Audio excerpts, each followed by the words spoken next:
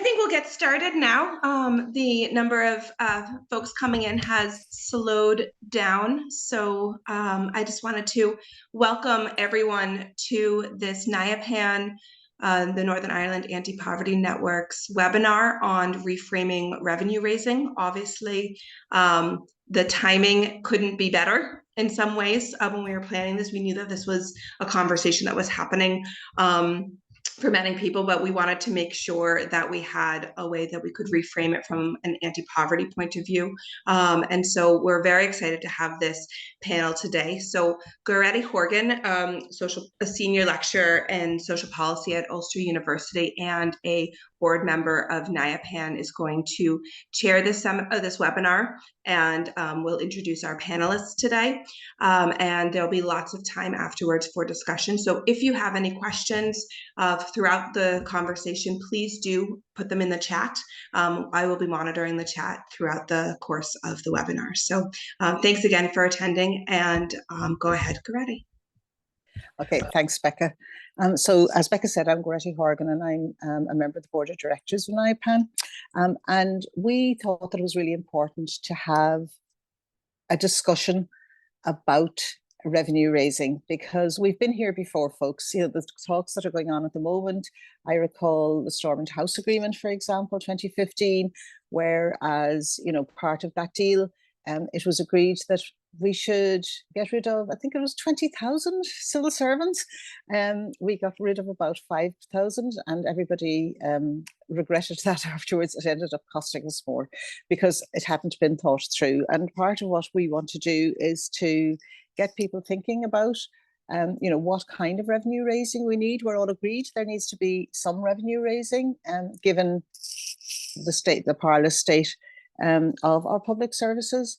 But we also want to maybe query the idea that we in Northern Ireland don't pay enough for our public services, for the public services that we have, more precisely. So when I look across the water, I have a particular interest in public transport, which for people living in poverty, and especially for the working poor, is actually a really big issue. And we have some of the least publicised public transport in the UK. So if you live in London, the subsidy per capita in London for public transport is £1,212 per annum. That was 2021-22 figures. And by contrast, in Scotland, if you lived in Scotland, your public transport would be subsidised to the tune of £865 per capita per annum. In Northern Ireland, is £478 per annum, per capita per annum. Subsidy for public transport, and that has a huge impact on what it costs people to work here, and as a result, what they end up having to live on. So, I mean, that's just my little nugget of information that I wanted to put into this discussion. But what I'm going to do now is I'm actually going to just introduce all three of the speakers, and then we'll move just from one to the other without me having to come back in. And so our first speaker is going to be Dr. Lisa Wilson, who many of you will know is a senior economist with NERI, the Nevin Economic Research Institute, which is a Irish Congress of Trade Unions affiliated research institute. And Lisa's main interests are in the areas of labour markets, income distribution, poverty, public expenditure, living standards and well-being. So exactly the kind of things that NIAPAN is the Anti-Poverty Network is interested in. Lisa will be followed by Dr. Ciara Fitzpatrick, who I think many of you will probably know is a lecturer in the School of Law at Ulster University. And her particular interests are social security and issues around poverty, destitution, and the gendered impacts of socioeconomic disadvantage. And finally, we'll have John Patrick Clayton from Unison. He's a policy officer in Unison and was a member of the Department for the Communities Anti-Poverty Strategy Co-Design Group. So that's the three speakers for the day. And I'm going to shut up and hand you over to Lisa Wilson. And then Lisa can just hand on to Ciara. Okay, thanks everybody. Hi everybody, thanks for having me along. I'll not speak for too long at the beginning. because I am keen to get to the questions, and I suppose to have a conversation, provide kind of thoughts on where people's kind of questions are at, if you know what I mean. So the broader context to this, and I suppose one of the things that I hope we won't be saying, Greta, in a few years' time, is that we've been here before, because there is a sense of difference about this conversation this time.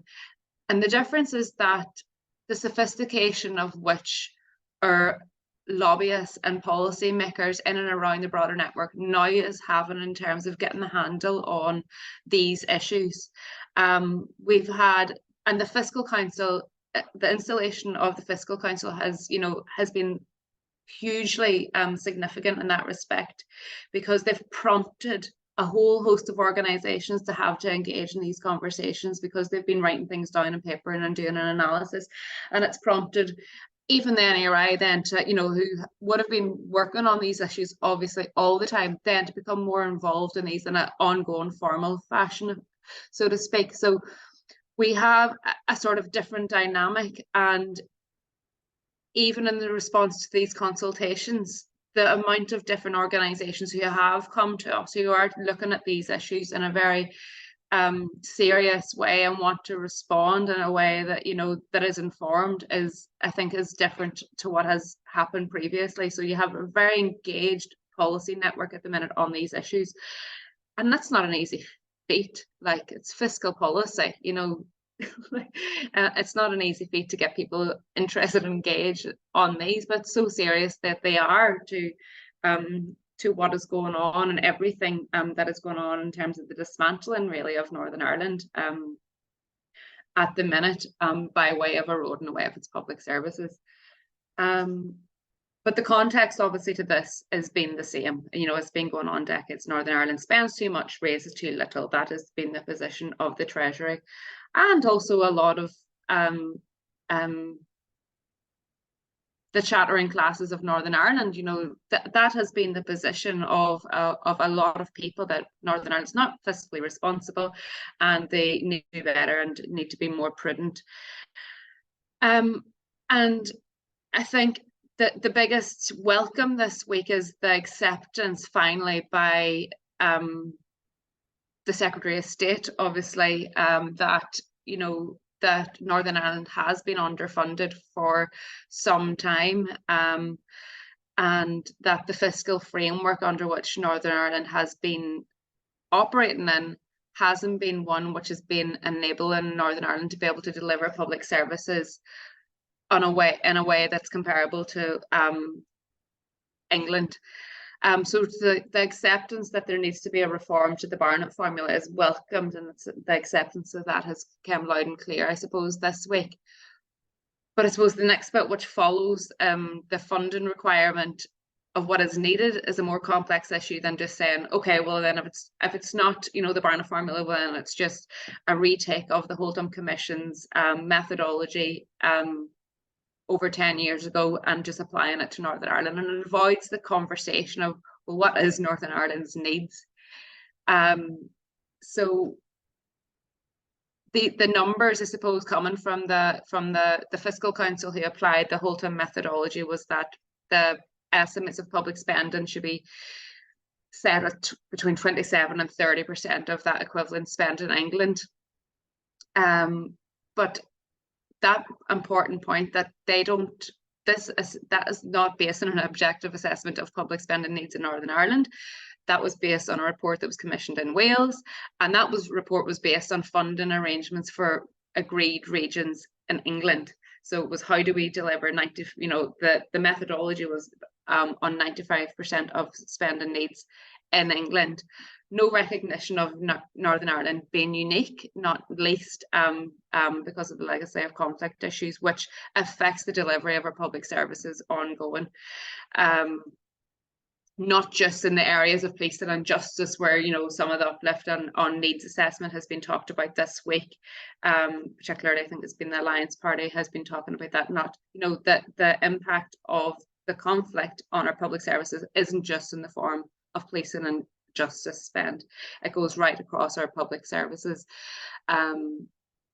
So there needs to be some more clarity and discussion I suppose, about what is the public spending needs in Northern Ireland, and not a rush just to, you know, whenever I was speaking at the Northern Ireland Economics Conference last week, before any of these negotiations and before this kind of had come to place, my parting comment was, let's not rush to a needs-based assessment because it's better than the Barnett formula, and then be here in some years' time and saying, well, we didn't get that right, and always maintaining to be under an ongoing funding squeeze. And I think that in terms of the broader picture of the funding package proposals this week, is that the fiscal framework is great, but it just doesn't go far enough. It pays, you know, it pays credence and gives, you know, credence to all of the issues that are, you know, each one of them. It does tackle each one of them, but just not in a sufficient enough way.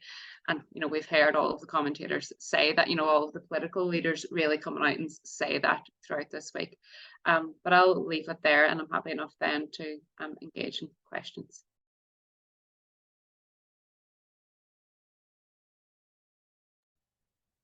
Okay, are we going straight to me? Thanks, folks. Thanks, Lisa. And I'm just going to really follow on from what Lisa was saying in terms of that whole question of what is Northern Ireland's needs around public services, and that is probably the most crucial question to answer. And in so many ways, I think these talks are inherently unfair because, you know, it feels like there is a lot of pressure on the political leaders in Northern Ireland to make a very quick decision on whether or not they're going to accept this offer that's on the table. And as Lisa has outlined, it's suboptimal. It's not sufficient to meet the burgeoning need and the dismantling of our public services in Northern Ireland.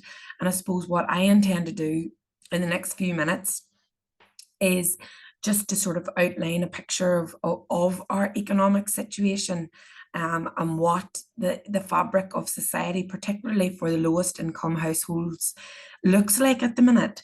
You know, we have had a long period of austerity now since the Conservative government, the Conservative-led coalition, was elected in 2010. And that austerity really ran the whole way to the COVID pandemic in 2020. And the ironic thing about it was that during the pandemic, we actually saw quite a lot of public investment targeted towards more marginalised communities. For example, we saw a lot of discretionary schemes run, such as the free school meals holiday hunger payments, £27 a fortnight to 96,000 children. Northern Ireland really led the way on that in terms of a devolved approach. They made it a cash first approach. We saw the scandal in England about the really poor food parcels, the contracted organisations that were delivering really poor quality food parcels. We saw programmes around mental health support in school, which really acknowledged the legacy of mental health issues in Northern Ireland. We saw extended schools programme, which provided extracurricular activities, and so on and so forth. We saw £20 uplift from central government to universal credit. And actually, you know, all of these made a significant difference to the lives of people who were in poverty in Northern Ireland. And we saw a very stabilised poverty rate over the COVID-19 pandemic. And it's really then since 2021 that things have gone quickly downhill again since the economic crisis, and that has been, pushed along by soaring inflation, particularly for those essentials that everybody needs: food, fuel, transport, as Grady talked about. And the Consumer Council have shown that in the first quarter of 2023, I mean, households in Northern Ireland were spending about 54% of their income on food, rental, energy and transport. So those very basic requirements, and discretionary income for the lowest income households is about £19.83 per week. People don't have the money to support a prospering economy. And I think that's really important to recognise. So we hear, the Northern Ireland Anti-Poverty Network did an event in Fermanagh a couple of weeks ago, and the MLA Tom Elliott wrote quite a critical response to the event in the Impartial Reporter, and he outlined the importance of economic prosperity. And to me, Mr. Elliott completely missed the point, because how can we support an economically prosperous society if people only have, under £20 per week of discretionary income? They're not able to spend in society, and then we have problems with, significant problems that the British government is very worried about at the minute around high levels of what is termed economic inactivity, and that is people not being able to work or not being able to look for a job in the labour market. And indeed, the statistics show that in 2021, 29% of women were economically inactive because of poor ill health. 28% were economically inactive because of caring responsibilities. And the cost of care is such a huge issue in Northern Ireland that we are light years behind in terms of the investment that has been made in Great Britain. We know that there are a lot of problems with the 30 hours schemes that are running in England and Wales at the minute. But we have absolutely nothing in the way of support, nothing. And this is at a time when childcare costs have gone up 14%, according to Employers for Childcare, over the last 2 years. And we're expecting to see providers forced to put up their costs even more due to the rise in the minimum wage coming in April. And there's no hope on the horizon in terms of people's ability to be able to access affordable childcare. So this is actively pushing women, predominantly women, out of the labour market. Social care, the NHS, also in a state of huge decline. So this is really just speaking to what Lisa was saying in terms of having really serious conversations about where Northern Ireland is at, and in terms of the need that needs to be met. We know that the waiting lists are significantly longer than they are in the rest of the UK. And we also know that social care and domiciliary care is in a state of crisis.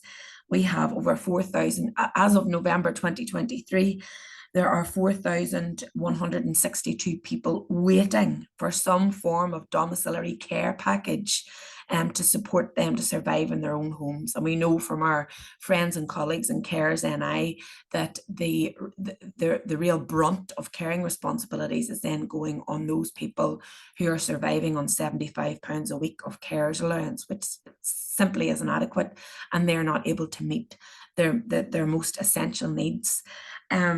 And I'm leaving the fiscal conversations mostly to Lisa and to John Patrick, because that's not where my expertise lies.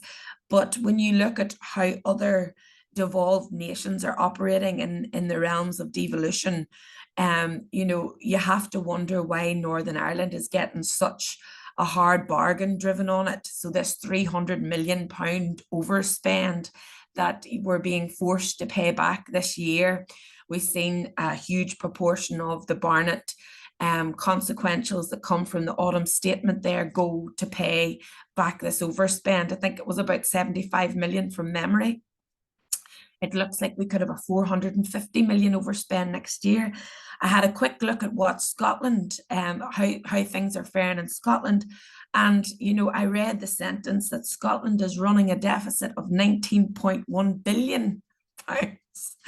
And we see them investing in anti-poverty infrastructure, which has been, early, I suppose, reports are showing that the child Scottish payment is really paying dividends in terms of lifting children directly out of poverty. So, it's a sign that investment in public services works. Who would have known? So in terms of this discussion about revenue raising, I think that the kind of calculations that have been done by by the BBC and others have shown that it's a maximum of 700 million that can be made from all of the measures that have been put forward. And Lisa, correct me if I'm wrong on that. It's still not enough. So we need to think more about how we might how we might be able to run a deficit in order to support public services for a period of time, how we might be able to encourage economic prosperity by giving people more money in their pockets to spend in our economy. We need to look at the burden on people that have more money in their pockets already. We know that there is wealth in Northern Ireland. We have to ask serious questions about whether it is being taxed enough. I don't know the answer to that question, but I'm throwing it out there for other people to potentially give their insights on. But what I do know is that for those people on mid to lower incomes, things are really, really tough. I sort of ending on a reflection from a woman who took part in our recent research with Siobhan Harding in Women's Support Network. This was a woman that is living in a hostel with her young child. She saw the cost of formula increase by 45% over the last year. She's struggling to get a home in Northern Ireland because of the waiting lists. And this is really what she had to say about the cost of living crisis. I don't think anyone recognises the impact of this crisis on women especially. We have a high level of responsibility and it's impacting really badly, and the government are not taking enough notice. People are suicidal and feel like a failure. I'm lying in bed at night and getting really bad intrusive thoughts to the point where I look at my daughter and think, if something happens to me, who will look after her? It's really, really impacting people, and government need to be aware of the impacts of the crisis.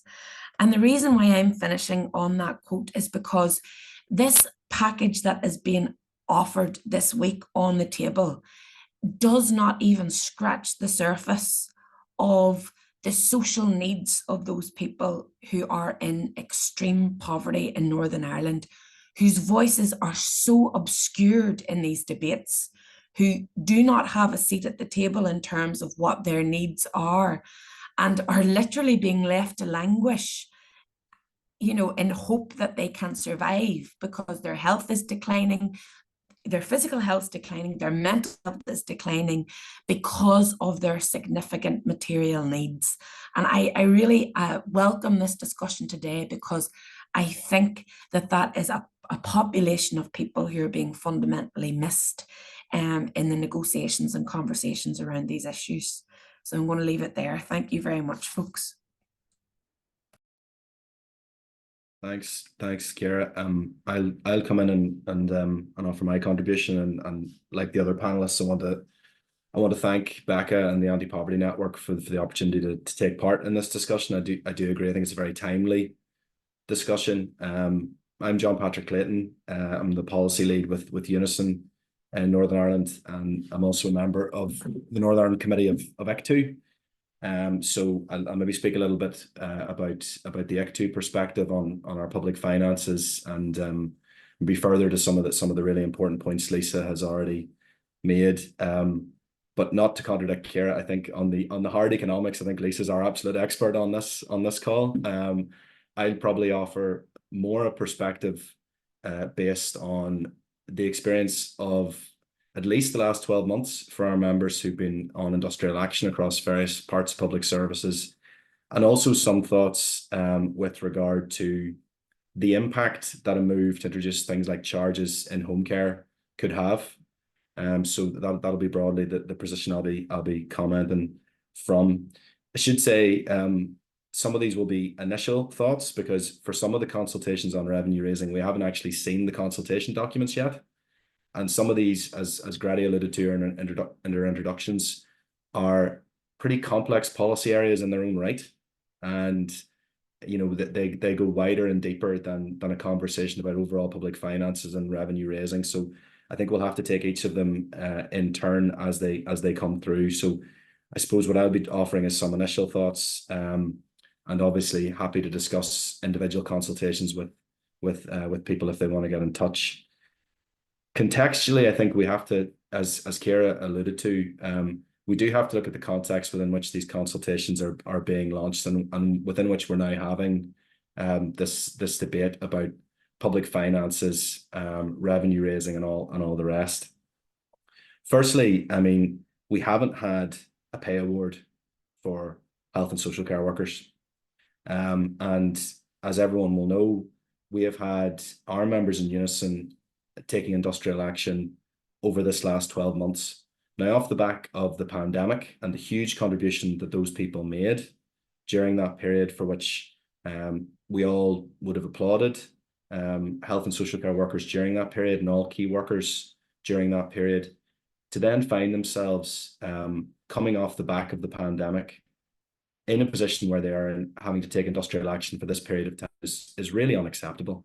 And I think that there's sometimes a risk that we lose sight of that. And I think that's really, really important that we do say that, because it will have a major impact on how they, as a group of workers, will react to these proposals coming forward.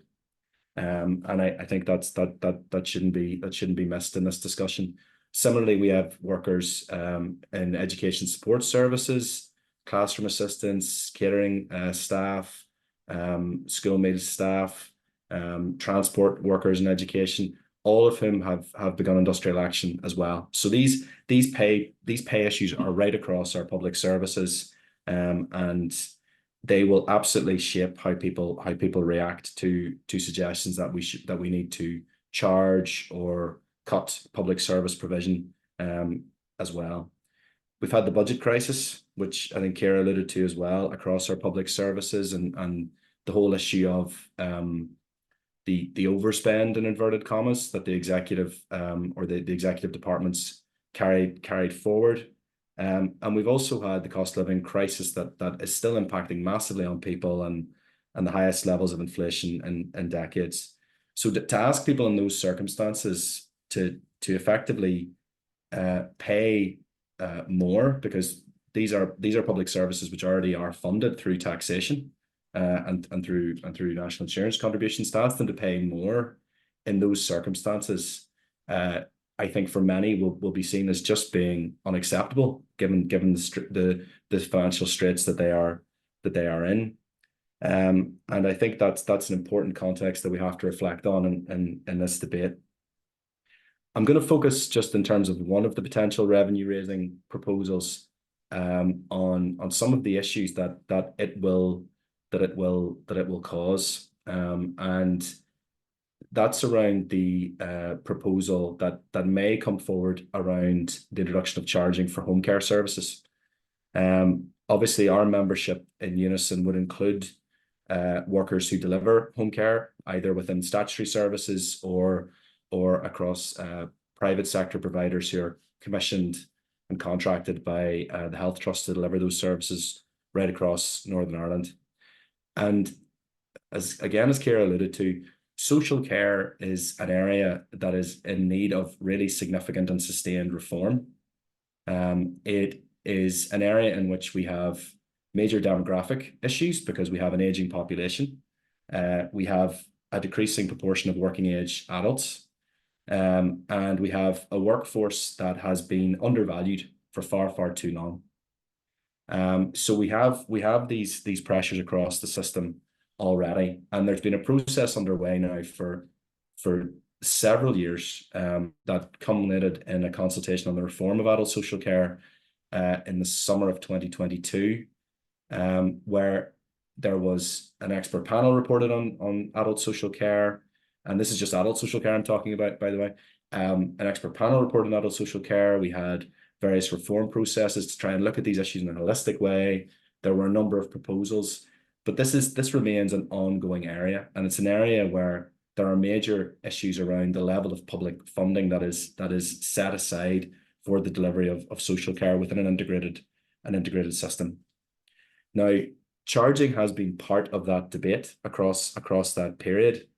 And in 2022, if I'm not getting my ears mixed up, whenever the Department of Health were consulting on the reform of adult social care, they did not propose at that stage to introduce charging. They said it would need to be subject to further review.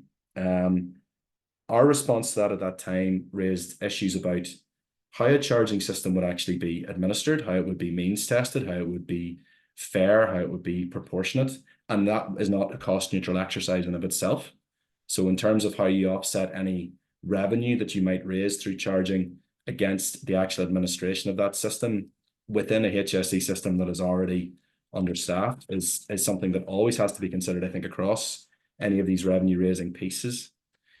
And the department themselves also recognised in the consultation that charging will cause financial pressures for those who are least able to pay, who may also be those who are most in need of the service. So that the inverse care law is sometimes referred to, generally those who are in the most need of services often have the most difficulties in accessing the services. And the consequence of that may well be that you have health inequalities potentially widening, and this was my view on it rather than the department's view, I should stress. And you potentially are at risk of introducing a barrier to accessing what is going to be an increasingly important service for people going forwards. So there are major issues here. There are major complexities here that have to be factored in beyond the Secretary of State saying to our departments, I want you to consult on revenue raising measures. And I think that's something that we have to bear in mind across all of these areas. And I should say our general position within Unison in relation to social care is that it should be funded out of taxation. And that brings us to the wider conversation about our public finances and taxation and so on, because it is a vital public service. It's going to become an increasingly vital public service. And it goes to that whole question about what we actually value in terms of an economy and a workforce. And as Ciara already alluded to, the burden that can be placed through not having access to high quality care services and the impact that can have on the wider economy, all has to be part of that debate and part of that discussion. I think and maybe Lisa might expand on this a little bit more in the discussion, because I know it's work that she and Paul McFlynn and NERI have done over many years. There's always a question with revenue raising and charging, is that whilst you could make the argument that charging will lead to increased income being taken into the public coffers, does it actually generate the kinds of additional sums that are needed for public spending? And I think that it seems pretty clear that it wouldn't, given the scale of the need that is here. So there's that very live question within this debate of that inevitably leads to the question of why go down this route whenever there are issues that Lisa you've already expanded on, and I know in the media about issues of subparity in terms of how various parts of our public services are delivered already.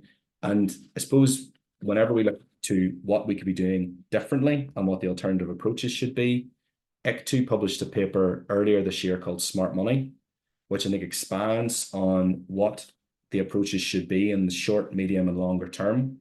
And starting with trying to end this crisis that we have in terms of our public service budgets, so dropping the debt that is there, that is potentially going to compound depending upon what sort of budget we look into for the next financial year. Recognizing how that debt came to be because of the fairly unique circumstances we find ourselves in over this last couple of years. And also looking at dealing with the question of how we actually resource the transformation of our public services in a much more coherent way. And looking then at the wider UK public finances and advocating for a much more different approach. And unfortunately, I think the most recent autumn statement doesn't give us much hope in that regard in terms of the trajectory it sets for public spending. But it is difficult to see outside of a very different approach at the UK level how we can have much more sustainable public finances in Northern Ireland. So I'll maybe leave it there, other than just to say, I think our initial reaction to what is coming out of the last couple of days and the political talks, whilst there does seem to be some acknowledgement in there that there needs to be moves made around public sector pay, I do think, as always, we'll need to see the detail of that and get that clarity that Lisa talked about, because public sector pay will obviously be a recurring expenditure. And yes, we've been calling on the Secretary of State to release Barnett consequentials around, particularly the Barnett consequentials that should be there in terms of health service pay for some time. So that should be done. But we also will need to look at what monies might be allocated for transformation in public services, because that will be an ongoing process as well. And we've had this situation in terms of health transformation, where there was 200 million over 2 years that was allocated a number of years ago, but it wasn't on a recurrent basis. And the key thing around health service transformation that was identified whenever Delivering Together was published seven years ago, 2016. I'm struggling to remember the years here at this point, but that it did talk at that time about the need for double running. We need to run the services that we have, deliver for the need that is there now, whilst also enabling transformation through recurrent investment. So I think we'll need to get a lot more clarity around that. And I think having civil society and having trade unions involved in those discussions could only aid in that as well. So I'll leave it there, and I look forward to questions and discussion. Thanks, John Patrick. And so first of all, if anybody has any questions, the easiest way to get them asked of the panelists is to put the question in the chat. But you know, if it's the kind of question where you really need to speak, just put up your hand, and Becca can unmute you. So I think that, first of all, just thanks to everybody. I think that was a really good sort of jumping off points for the discussion. And I think that it is really important when we're talking about transforming our services. I have to say, this is my personal point of view, that when we're talking about transforming our services, that we're not just talking about privatizing them or, you know, somehow or other, like finding some kind of magic bullet, when actually we know that what we really need to do when we're talking about transforming our services is improve them. And at the moment, unfortunately, when it comes to things like the health service, we seem to be doing the exact opposite. We seem to be transforming in terms of collapse more than anything else. So Lisa is going to put something up on her screen, I think, in a moment, to try to maybe start answering some of what John Paul asked her to talk about. So, and in the meantime, if the rest of you start thinking about questions and put them into the chat. Lisa. Yeah, I just want to make some points, because both Ciara and John Patrick alluded to a couple of things in terms of the broader conversation about the context of this, and just kind of prompted me to, and I'll come back to the sub-parity point, John Patrick, but the points that I suppose that I've been trying in the past more recent times, more recent weeks to make, is around to try and burst this bubble about Northern Ireland not raising enough of its own revenue, and that because it completely ignores the reality that Northern Ireland is part of the United Kingdom, and so the capacity from which to raise revenue is based on the UK taxation system. And I'll make this point through a number of slides. So this is a slide from the OBR, which was framed much of the conversation around the recent UK autumn statement. And what it shows is that over the past recent years, taxation as a share of UK GDP has been rising. UK tax as a share of GDP has, in the broader context, this shows us in an EU comparison way, has traditionally sat beneath the EU average. So as a share of taxation, as a share of GDP, the UK has tended to have a lower taxation share. What we've seen in more recent years is the uptick of that, and that prompted much of the tax cuts which we've seen in the recent UK budget, because the UK budget was framed and no, we're reaching the point of taxable capacity. We can no longer continue to increase taxes as a way to provide our public services, and the necessity of growing the size of the pie starting to eventually start to take precedence in the conversation. The economic growth and the economic prosperity that Ciara talked about becoming more important. The way to, you know, fund our public service isn't just to eke out more and more money. But when you look at what Northern Ireland has been faring in the broad and the longer term trend there, and this goes against the context of the discussion where Northern Ireland doesn't raise enough revenue, what we see is right across the period from like almost from the early 2000s, right across the whole period, Northern Ireland's taxation as a share of Northern Ireland GDP has not only been far above that of the UK, but has been above that of the European Union average. So any notion that we don't raise enough revenue is quashed by kind of, this is an indicator of taxable capacity that is used, you know, in comparing EU countries, often, as I said, has been used in the recent budget. So, you know, the notion then that Northern Ireland doesn't raise enough is based on, you know, revenue raised per head and comparing it across the other regions. And the reason the second chart becomes so important, because that measure ignores the impact which the UK taxation policy has had on Northern Ireland's ability to raise revenue. So what I want you just to focus on the blue line in this chart, and this is the income tax revenue raised in Northern Ireland over a period of time. And what we can see is the point at which we had the freeze in the personal, or the uplift in the personal tax allowance to 12,500, completely took out a load of income taxpayers in the Northern Ireland context, because as Ciara says, incomes are just significantly lower in Northern Ireland. So what that done in terms of our tax base, it wiped out our, you know, our revenue base as a result of that. But that wasn't a result of decisions taken at Northern Ireland level. That was the impact of UK taxation policy impacting onto Northern Ireland, and then painting Northern Ireland in this picture that, you know, we're not contributing enough. And you know, it ignores the reality that Northern Ireland sits within the UK, you know, is a part of the United Kingdom and can't, you know, is impacted by taxation policy decisions within, and also, as John Patrick alluded to, public spending decisions therein. So, you know, much of these conversations around the sustainability of public finances aren't unique to Northern Ireland. They're happening right across Wales, Scotland, and different councils declaring bankruptcies right across England. This is not unique to Northern Ireland. There is a need to have a conversation about the sustainability of UK public finances.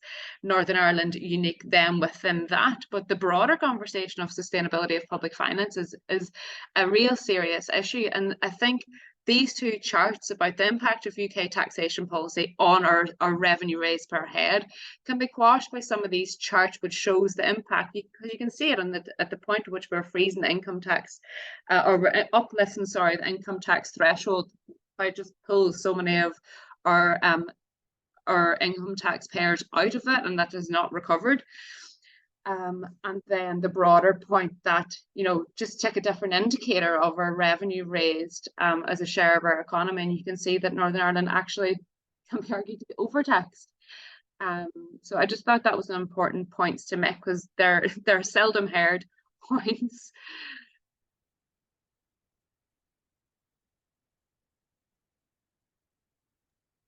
Thanks for that, Lisa.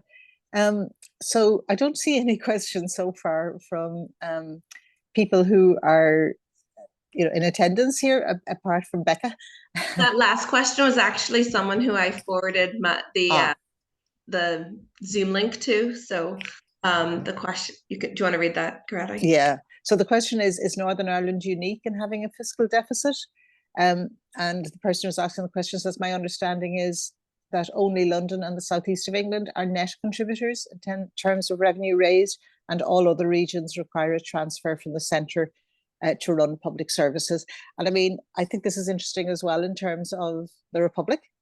You know, I'm pretty sure that Donegal, for example, or Kerry, you know, doesn't sort of raise enough revenue to kind of keep its public services going. So I don't know if any of you want to take that up. I think that's probably for you, Lisa. You're going to get a lot of these questions, I think. As you said, as Northern Ireland isn't, the London and the southeast of England are the net contributors, and we shouldn't expect the regions, particularly because of lower investment in those regions, to be able to contribute. The same reason we wouldn't expect Donegal to be able to pull its weight in the same way that Dublin would, or those more closer to the urban centres. So the very notion of Northern Ireland having to raise revenue in the same way of some of those regions, is a bit of a quibble. I would though add that I suppose in terms of the fiscal deficit per head, the worrying thing about it is it has been growing over time. So it's not that the fiscal deficit is necessarily there, but the fiscal deficit has been getting bigger and bigger over time. And that's then where the stability and the sustainability of public finances become more and more important. And, that is something that is a serious issue. The sustainability of public finances is a serious issue and needs to be tackled. Does it need to be tackled by, and it goes back to the previous point, sorry, John Patrick, that you had asked about, does it need to be tackled, or can it be tackled by revenue raising via these areas of super priority?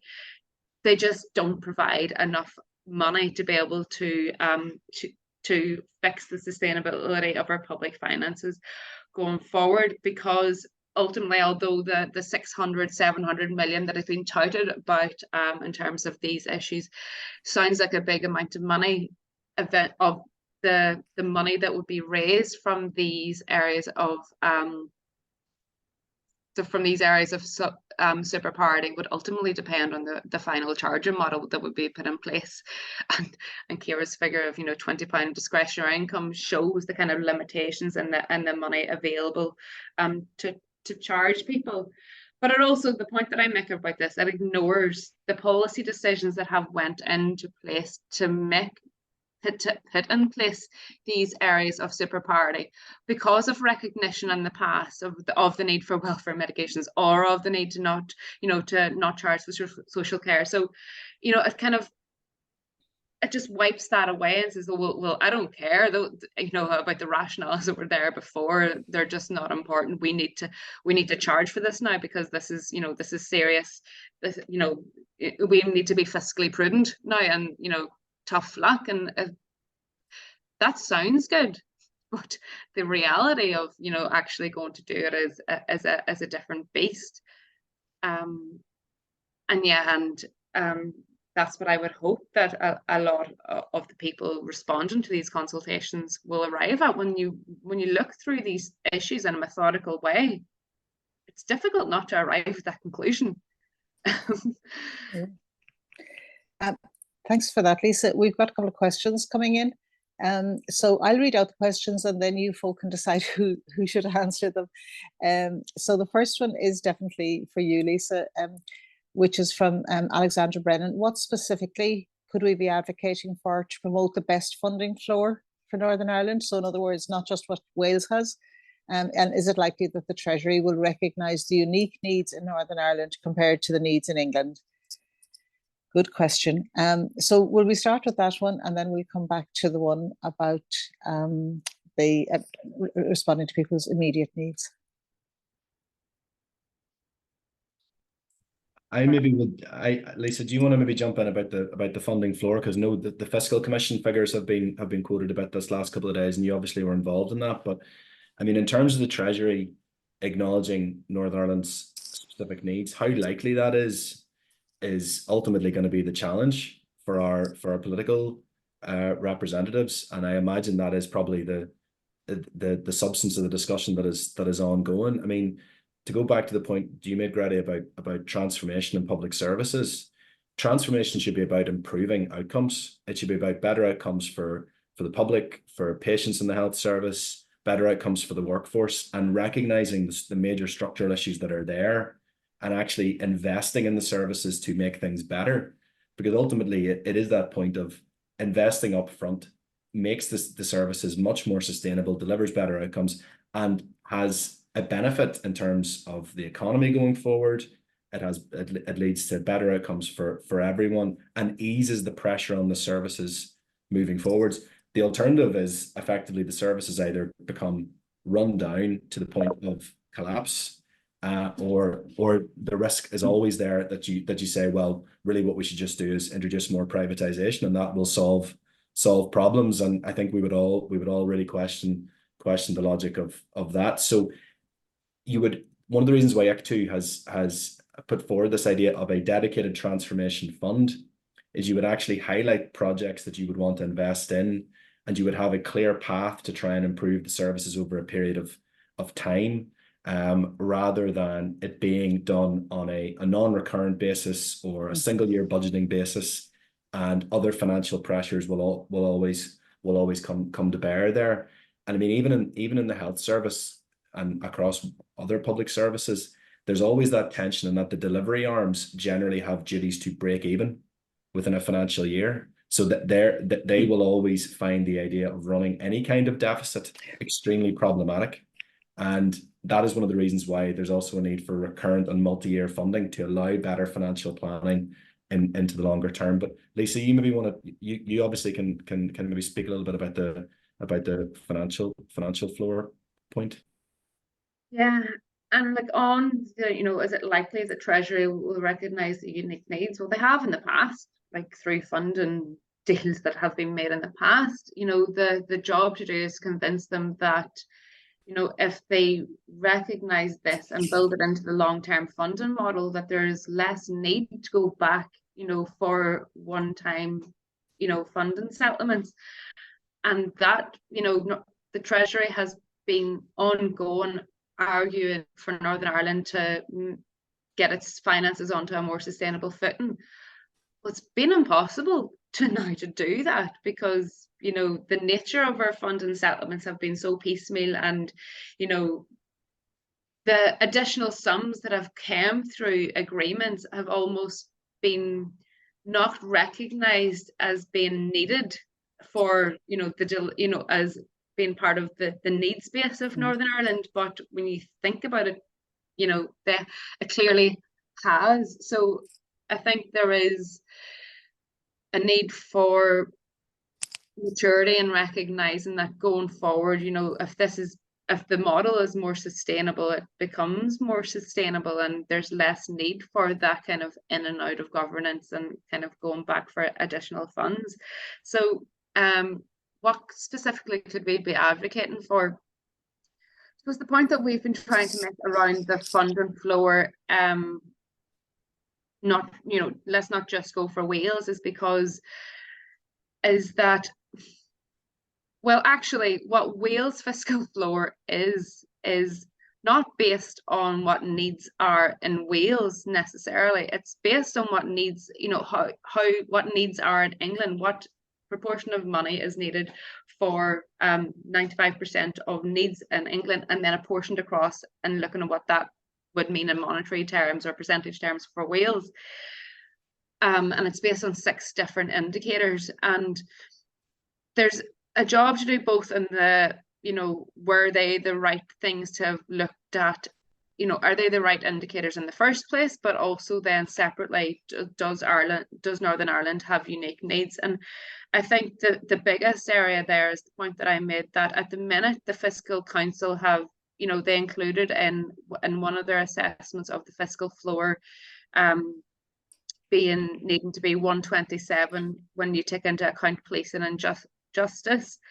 But to me, that our central contention with that is that ignores the impact of the legacy of the conflict right across our public services, and kind of ignores that this the legacy of the conflict doesn't just have additional spending needs for policing and justice. It goes, you know, it impacts on our health service, it impacts on our education system, it impacts on our poverty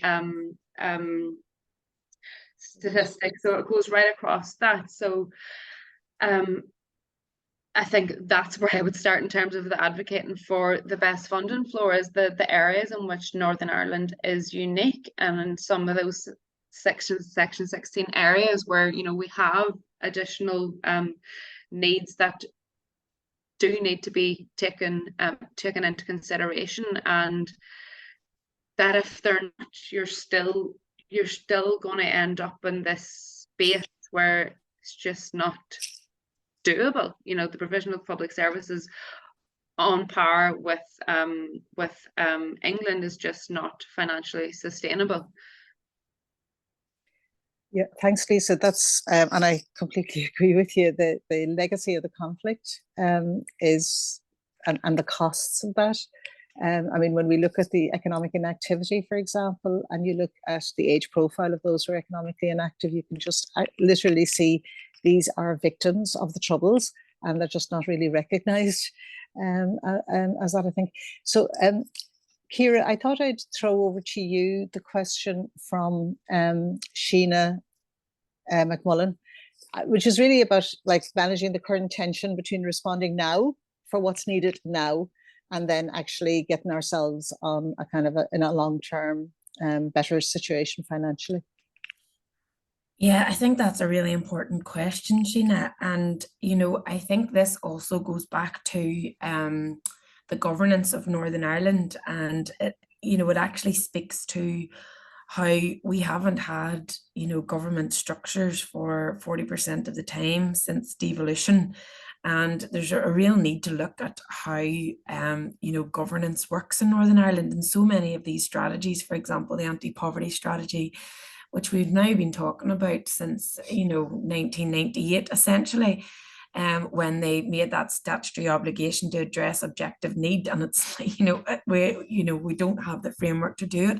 But I actually was revisiting for an article the expert panel report on poverty that Goretti was involved with. And what is central to that is that it's properly funded. You know, so in terms of these immediate pressures, we've known about these immediate pressures for a long time. There's so many strategies that are sitting on shelves around, you know, anti-poverty. We've got the new review of children's services led by Ray Jones. And, you know, we know about the cost of living crisis. I think that the transformation fund that ICTU have been sort of promoting will go some way, but then again, it's about it being sustainably funded, not funded for a 12-month period, but funded for a longer period to allow these strategies to actually be implemented. And that's just been the huge failure, that we've got so many sort of documents sitting on shelves that have never reached implementation point. I think it's something that kills every single one of us inside, like our souls are dead thinking about it. But I think what I'm trying to say is it appears like there's an immediate tension, but actually these problems have been bubbling along for such a long time. And if we actually just got to the point of having funded strategies that were implemented, we could slowly start to see change. Instead, we operate on an emergency basis, a responsive emergency basis, where we need to go to Treasury and ask for X pot of money to sort out our public sector pay, or X pot of money because the welfare reforms are having a massive impact here. And, you know, we see that a lot of a big concern for me is that the benefit cap mitigation is due to come to an end in 2025. And that's not a problem that's going away. We're seeing increasing numbers of households that are capped, and that's going to have a particularly punitive impact in Northern Ireland because we have larger families here statistically. And the burden of the benefit cap falls on children. 90% of those households impacted by it in England, Wales and Scotland are families with children. So I mean, yeah, we just need to see implementation of some of these strategies. Thanks, Ciara. I actually want to put in a question here, if I may, and that's about our low wages. So, like, Northern Ireland used to be promoted as a low wage economy. It isn't really so much anymore. And we know that there's some very good jobs coming into the economy. Like, I'm sitting here in Derry, and I'm told that, you know, some of the new tech jobs that you can earn as much as 100 grand a year working in them. And yet we have, you know, a huge proportion of our population that is paid really, you know, considerably less than what the median would be well, certainly in parts of England. And then, of course, here in the Northwest, people earn like a few grand less than what they earn in the greater Belfast region. So I suppose my question is, why have we such low wages still? And what can we do to raise the overall wage levels? Because I'm like thinking about what Lisa was saying earlier, you know, about the way the tax take went down as soon as the personal allowance went up, you know, and so many people lifted out.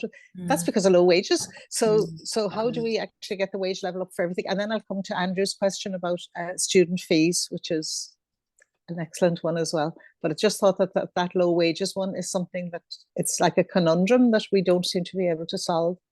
John Patrick, are you? I'll maybe start on that one, Grady, because it's yeah, it's a big question, and I mean, again, reflecting on the work that Lisa and colleagues do, we know that low pay disproportionately affects younger people, women. It is very much linked to precariousness in working as well. And these were the kinds of issues that I know the expert panel reflected on for your report. It's things we reflected on around the anti-poverty strategy, about how we actually can make some policies that are there around procurement and scoring social value and moving to implementing the real living wage a reality. And that all comes back to investment as well.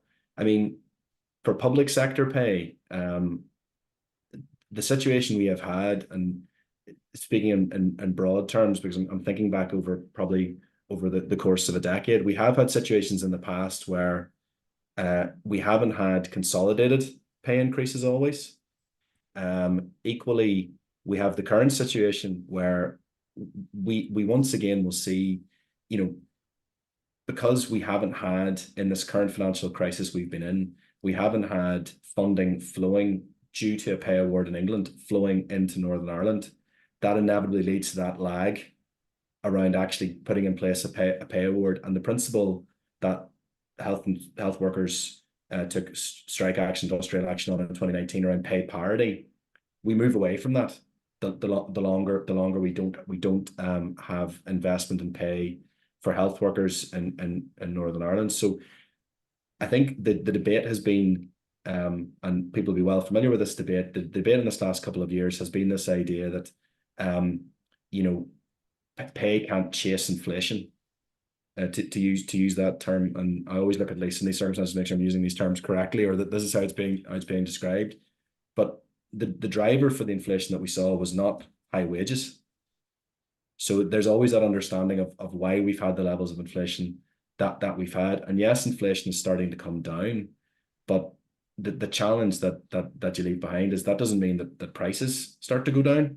And Ciara alluded to, particularly for those in the lowest incomes, that the really high proportions of their income that they have to use on the essentials and the low levels of discretionary spend that leaves. So I think it is going to have to be a debate, but the huge frustration that is left for workers and for workers right across public service and across the economy, and for those key workers, is why can't we get this situation sorted? You know, it's apparent that this is becoming an injustice for them, and we do need to see it being resolved. But yeah, I mean, Lisa, I'm not sure if you have from your perspective anything about what we could do to address that on a more sustained basis. Why do we have a low wage economy? Much of it is related to our economic performance. So we've had an ongoing productivity issue for as long as Northern Ireland can remember. The issues to do with poor productivity performance have been there, and the Productivity Institute in Queen's University is doing some really fantastic work in a Northern Ireland context to kind of help us understand those issues. On the low pay, so we've had over the past number of years, since 2016, actually significant reductions in terms of our low hourly pay. We've seen, like, as a result of UK policy on our minimum wages, we've had a significant reduction in terms of our low hourly pay, down to I think it was 14% the last time I looked at the numbers, from like maybe I think it was 25-26%. So like huge reductions in that impact of statutory increases. But the low wages is about, you know, what you earn on a per week and on an annual basis. That determines how much you pay in income tax, not how much you pay in an hour. What you have for, you know, your living depends on how much you earn on a weekly or a monthly basis. So we know that there has been some shifting around in terms of, yes, there's been an increase in terms of hourly pay, but that has meant a reduction in terms of hours for workers, so the reduction in their pay. We have a weak private sector where, you know, we've had for a long sustained period of time not being able to provide the sorts of pay increases. And, you know, the public sector, the size of the public sector is always blamed for Northern Ireland's weak private sector. And that is an issue because the conflation of the two of them has prevented us from being able to do something to seriously tackle the nature of our private sector. And the Productivity Institute has done some, you know, one of the key strands which industrial policy, I suppose, has focused on in Northern Ireland over the past 15 years has been to bring in FDI or to seek to devolve corporation tax, or to, you know, to get a model of economic performance that matches the Republic of Ireland. And this is where the prompted around the devolution of corporation taxes came from. And Northern Ireland does quite well in terms of our FDI performance compared to other European countries, for example, and obviously not compared to the Republic of Ireland. It is a basket case, but in terms of European counterparts, the FDI coming into Northern Ireland does compare well. But again, the Productivity Institute has been doing some work on this, and it's about the quality of our FDI that's coming in, and that traditional kind of, you know, Goretti, what you said, you know, Northern Ireland being promoted as a low wage economy, just because we stopped doing that today or yesterday doesn't mean that that goes away in terms of the impact on our wages. You know, that takes a long time to filter out.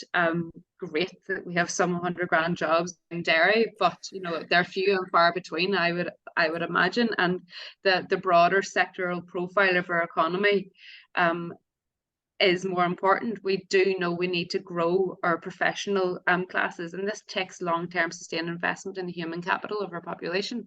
We are not investing enough in the education. We have such failings in that regard, and it is one of the areas that, you know, we constantly have this conversation about, you know, copying the Republic of Ireland when it comes to the corporation tax rate. And, you know, education. You know, if we copied them in regard to their long-term investments in the education of their peoples, yeah, Northern Ireland, you know, would be able to catch up in a different way. Yeah, definitely. And that actually brings us on to the question from Andrew, which is about the proposal to raise student fees here. And I'm actually going to ask you to all just be very brief in this, because I think I know the answer from everybody. But Andrew's asking, you know, whether the panel would agree that raising, given the poverty that so many students face now, and Ciara and I know this, we literally have people who can't come into the lectures because they literally can't afford to put petrol in the car to get into campus.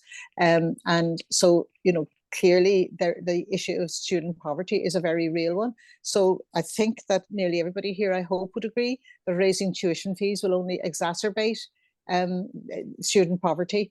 and, you know, do the opposite of what we need to do, which, as Lisa said, is actually, you know, copy, well, I think anyway, copy the Republic in terms of actually investing in education, you know, rather than actually making it more difficult for young people. So can I take it that everybody who's here is against the raising of student fees, because that is a very serious proposal, and I'm pretty sure that the universities will actually support it, and that it'll be the trade unions and the student unions who'll be opposing it. So if we can get a quick answer, because the questions are now starting to come in thick and fast, as often happens when you're coming into the last 10 or 15 minutes. And just to that, Grady, I would maybe add just to Andrew's point, one of the really concerning things that we saw in this last year was also a cut in training places through our universities for health and social care.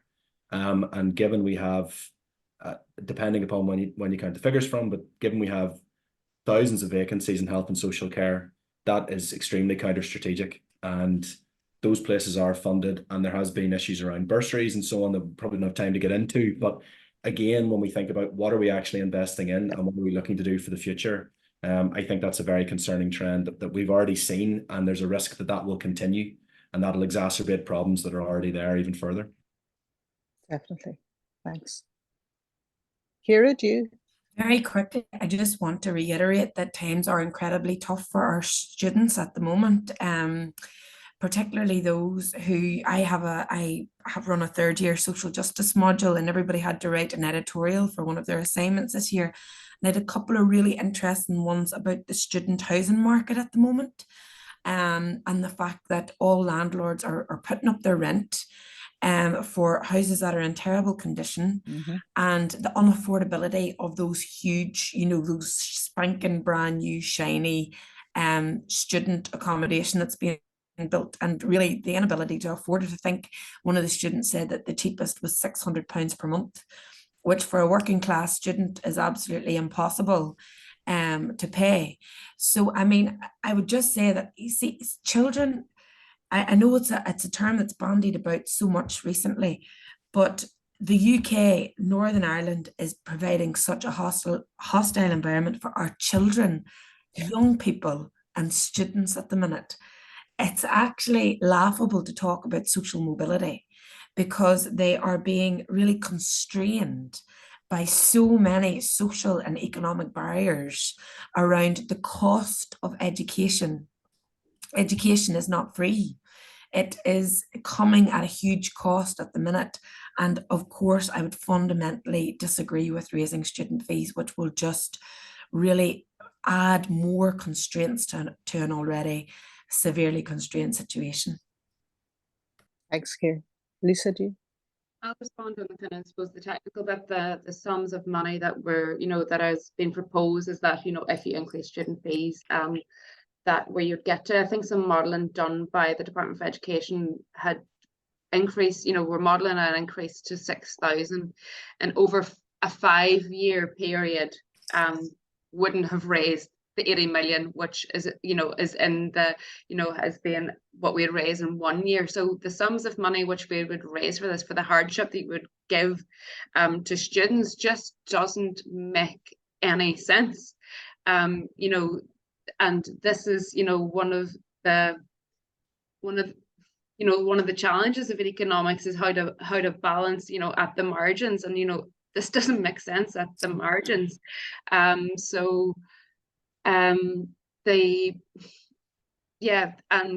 I suppose the risk with increasing it is that you take away you provide more further incentive for increased brain drain, because, you know, if there's no incentive to stay in Northern Ireland because of those reduced fees, and we always forget about the fact that what we do then is that we have spent 18 years of paying for education, you know, through the rest of our education system, and then we lose them to places like London, where they, you know, they pay into the fiscal the net contribution of London, whilst the spend has happened in Northern Ireland. And we ignore that part of the conversation. So yes, I don't think it's value for money. Thanks. That was all really useful. I would actually say that whenever they talk about raising student fees, we should say, if you're going to raise anything, raise the grant, especially the subsistence grant that the poor students have. But anyway, you'd probably expect that from an anti-poverty network discussion. So Jenny Martin points out that people who are living in the most deprived areas are considerably more likely to die from suicide, twice as likely in the UK generally. I think here in Northern Ireland it's maybe more than that even, because of the impact of the conflict, the legacy of the conflict. So she is just pointing out that we know that the first intervention to reduce mental ill health and prevent suicide is to ensure every household has the means to be safe and warm with enough to eat.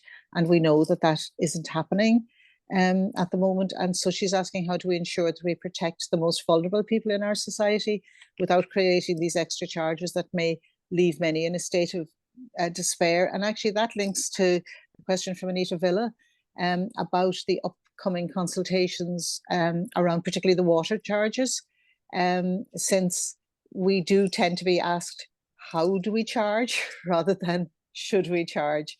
And of course, the Anti-Poverty Network was very involved, and really the leaders in the community sector, along with the trade union movement, in 2003, 2007, when they tried to introduce water charges. So, you know, we are very aware of the fact that if water charges are introduced, that it's the most vulnerable people who will really be in danger, frankly, because there is so much despair already out there that even if people aren't going to have to pay, you know, even if there's some kind of system that means that the poorest don't pay, people worry about it so much that they will actually, it'll be as if they have to pay. And certainly, you know, with everything we've been talking about low wages and everything, it's hard to see how, you know, how quite a lot of our population would be able to pay. So I'm going to put that to Ciara. I'm sorry, I realise there's not a question there, but I guess it's just, how do we prevent people from despairing and looking, you know, thinking of having suicidal ideation because of additional charges coming in, and then maybe leading into that, how are we going to fight the water charges? I think a really important point for all of us on this call is that we really need to work together on this. I've just finished a book that I have to review on the formation of the welfare state back in 1948. The whole social security system was put in action in 6 years, which is incredible when you think about it. But really, what was key to that was the realization that everybody deserved a minimum income to survive on. And what was key to that was building consensus. Mm-hmm. And in so many ways in this digital age, we actually have a benefit in terms of our interconnectedness with each other. I think in Northern Ireland, we do have a very strong yet totally exhausted community and voluntary sector. As Goretti intimated there, you know, obviously the Northern Ireland Anti-Poverty Network played a key role between trade unions between 2003 and 2007. I think that the mood on the ground is that you know, our public services aren't good enough, and people aren't getting enough through wages and the social security system to meet their minimum needs. And actually, I think a lot of politicians are on that page as well. I think genuinely they are. And I know from our consultations through Cliff Edge Coalition over the last few years around, you know, extending the mitigations, a lot of people are of the same view. So it's actually pushing towards action on that. And obviously a massive part of that is sustainable funding as well. So that is why I am incredibly worried about these talks that are going on this week. It feels like a very pressure cooker conversation that's being had, that, you know, isn't being given the time that it needs to consider all of the unique needs of Northern Ireland. And one of the huge needs is actually ensuring that everybody has a basic minimum to survive on. And that's a wider conversation across the whole of the UK at the minute, that is happening on the way up to the elections. Also, I think sometimes we exist in a bubble as well. And I think that was very clear. I had an event last week on looking at the first event of the All-Ireland Social Security Network, and Helen Barnard from the Trussell Trust said, some of these ideas that make us like just want to cry, like, for example, the 2-child limit, are polling really well with the British public, the benefit cap polling really well. And that's why we're seeing Labour kind of supporting these, because of these public polls and focus groups that are happening on a constant basis. So I think another big job for us as a collective is to start, and this is a good start, reframing some of these issues and trying to tell a really compelling story to our voters and to public, in order to make them realise, or to, because some people are going through these really terrible times, but are still, for example, fixated on the protocol, or are still fixated on these big constitutional issues, when we really have to try and convince people that material need and economic security matters, and it matters for the whole of society. Thanks, Ciara. Well, we're really going to have to wrap things up. So I just want to see if Lisa or John Patrick want to add anything to what Ciara's just said. I want to add something, because I don't know how the Northern Ireland Action Poverty Network is funded or comes to as programme of work or anything. So I just wanted to make a thought, and it relates to something that Ciara has said about our poverty rates and, you know, existing in a bubble. Because it was after the investment conference, we had, can't even remember what UK politicians standing and saying, you know, but Northern Ireland's income poverty rate after housing costs, you know, is so much lower than what it is in the rest of the UK. And, you know, we rank relatively well in that context. And Grady, for sure, you'll be aware of this, of the need for a deprivation survey again, because the breadth versus depth has been missed on this. And the need to try and press for another installation of the Poverty and Social Exclusion Survey, the Townsend Survey, to kind of get those issues, because they're completely missing the income part of the story. And particularly in an inflationary environment, income poverty measures become so much weaker in terms of telling the picture of deprivation and what living in poverty means. We know from previous installations of the Poverty and Social Exclusion Survey that the deprivation bit really showed Northern Ireland out to be in a poorer place. So I just thought I'd throw that out there for further conversation. Yeah, actually on that, Lisa, so I'm a part of ARC, and, you know, we do the Northern Ireland Life and Time Survey, and in the last 2 years, we've asked whether whether you had to turn off your heating because you couldn't afford it in the previous winter. So that would have been the winter of 2021 and 21-22, and in the first year, a quarter of people said that they'd had to turn off their heating when they needed it, you know, because they couldn't afford it. Last year, over 50% of people had to turn off their heating despite, you know, the fact that they needed it because it was too cold. And so you're absolutely right. We do need to have, you know, go back to having, people may not know this, but the sample size in the surveys that are done to find out the levels of deprivation in Northern Ireland have gone so small that they're meaningless now. So we really need to have better ones. John Patrick, do you want to say anything? We're just coming the last 2 minutes. Very, very, very brief, Grady. And it's just to pick up on Jenny Martin's point in the chat and question in the chat.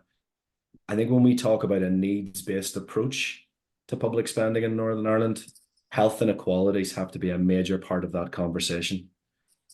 We have had sustained health inequalities, including in the area of suicide that Jenny points to, between the most deprived and the least deprived areas.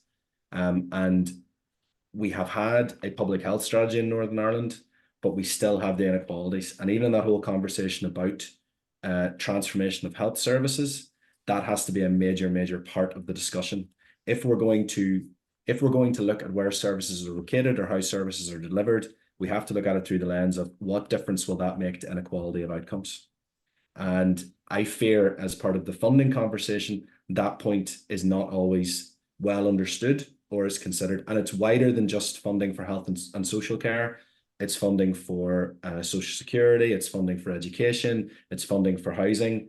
But I do think there's something about dealing with those inequalities and tackling that problem that tends to get a bit lost in these discussions sometimes. So I think Jenny's point is very well made. And I would hope, if we are talking about more of a needs-based approach, even touching on the issues you and Lisa have just been discussing, those kinds of issues will be surfaced within that, because Ciara used the expression objective need before. Objective need was meant to be at the core of the anti-poverty approach.